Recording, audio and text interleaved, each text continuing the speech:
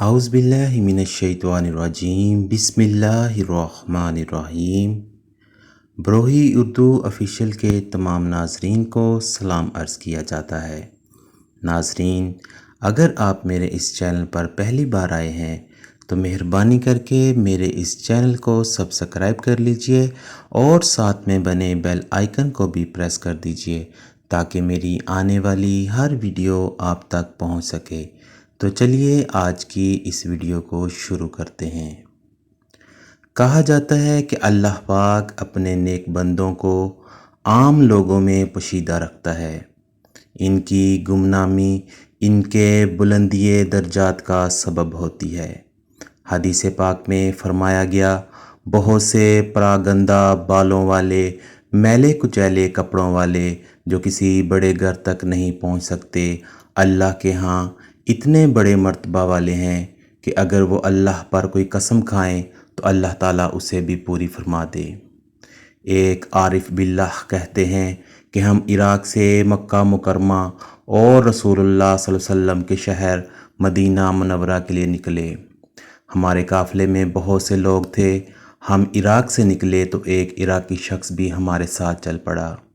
اس کا گندمی رنگ کثرت عبادت کی وجہ سے زرد ہو چکا تھا۔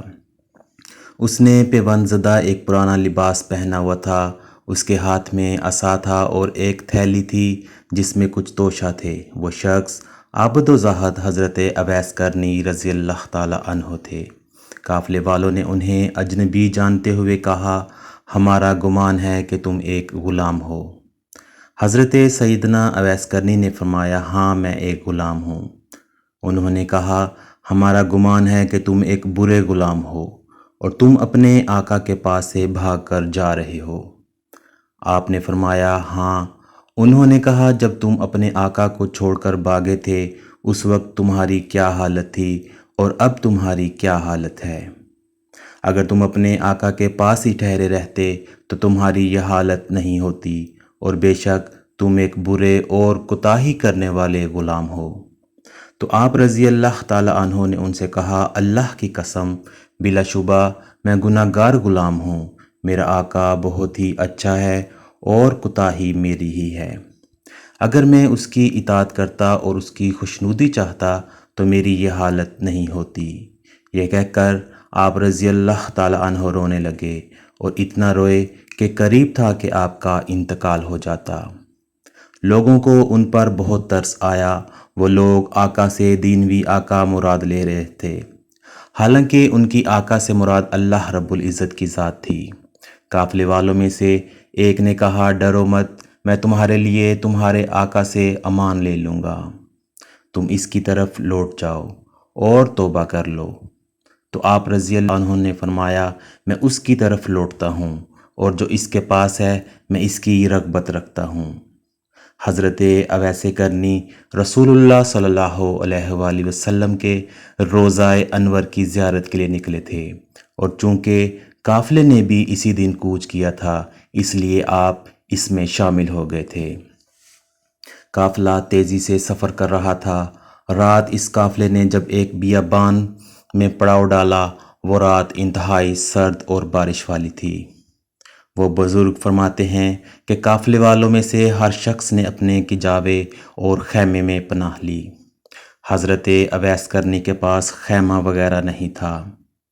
آپ رضی اللہ تعالی عنہ نے سردی سے بچاؤ کے لیے کسی سے کوئی شے نہیں مانگی، کیونکہ آپ نے اپنے نفس سے عہد کر رکھا تھا کہ کوئی دنیاوی چیز بھی کسی مخلوق سے طلب نہیں کریں گے۔ وہ اپنی حاجات میں اللہ ہی سے سوال کیا کرتے تھے۔ اس رات آپ کو سخت سردی لگی، یہاں تک کہ شدید سردی کی وجہ سے آپ کے اعضاء کانپنے لگے۔ سردی آپ پر غالب آ گئی اور رات کے درمیانی حصے میں آپ کا انتقال ہو گیا۔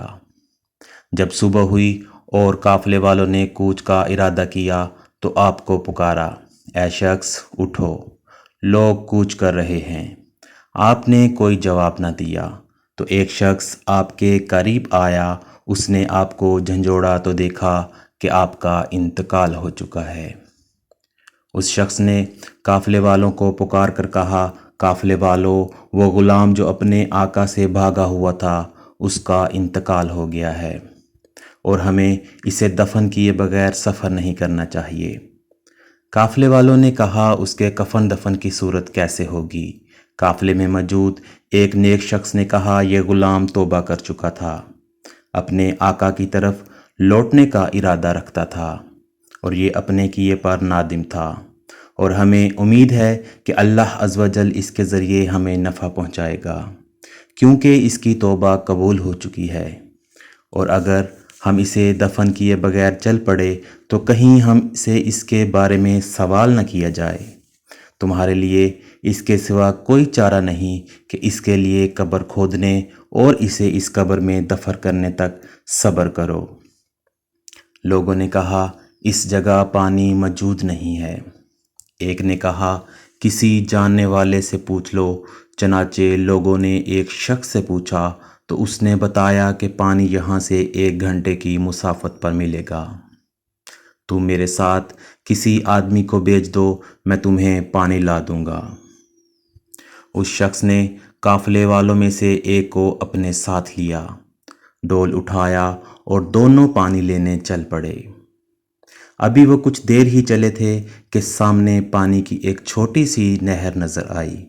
اس نے کہا بڑا عجیب معاملہ ہے، میں نے پہلے کبھی اس نہر کو نہیں دیکھا۔ یہ تو وہ جگہ ہے جہاں پانی ملتا ہی نہیں اور نہ ہی کسی قریبی جگہ میں پانی ملتا ہے۔ بہرحال وہ شخص قافلے کی طرف لوٹ آیا اور قافلے والوں سے کہنے لگا تمہاری مشقت ٹل گئی، لکڑیاں جمع کرو۔ تو انہوں نے پانی گرم کرنے کے لیے لکڑیاں جمع کر لیں۔ پھر جب پانی لینے کے لیے نہر پر آئے تو دیکھا کہ نہر کا پانی گرم تھا۔ ان کے تعجب میں مزید اضافہ ہوا۔ یہ معاملہ دیکھ کر شرکائے قافلہ حضرت اویس کرنی سے مرعوب ہو گئے اور کہنے لگے بے شک یہ شخص بڑی عظمت والا ہے۔ پھر ان لوگوں نے آپ کے لیے قبر کھودنا شروع کی تو مٹی کو جھاگ سے زیادہ نرم پایا اور زمین میں سے خوشبو آ رہی تھی۔ قافلے والوں نے دنیا میں اس سے زیادہ پاکیزہ خوشبو نہ سونگھی تھی۔ ان کے دلوں میں حضرت اویس کرنی کا رعب و وقار بڑھ گیا۔ آپ کی قبر کی مٹی دیکھنے میں عام مٹی کی طرح تھی، لیکن سونگھنے پر اس میں سے مشک کی خوشبو آ رہی تھی۔ ان لوگوں نے آپ کے لیے ایک خیمہ نصب کیا اور آپ کے جسم کو اس میں منتقل کر دیا اور آپ کے کفن کے معاملے میں بحث کرنے لگے۔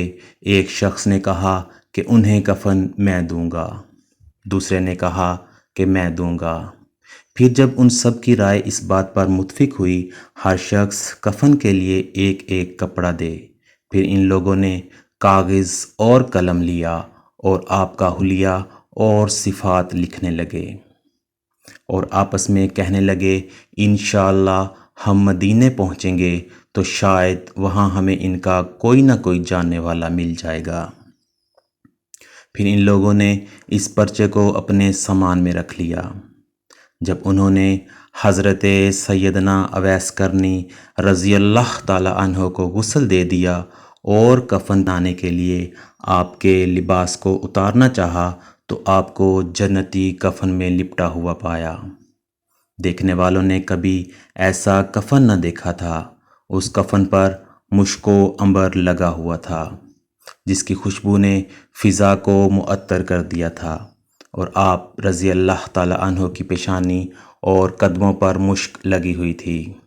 یہ دیکھ کر لوگ کہنے لگے لا حول ولا قوت الا باللہ العلی العظیم، یعنی گناہ سے بچنے کی توفیق اور نیکی کرنے کی طاقت اللہ ہی دیتا ہے جو بلند و بالا اور عظمت والا ہے۔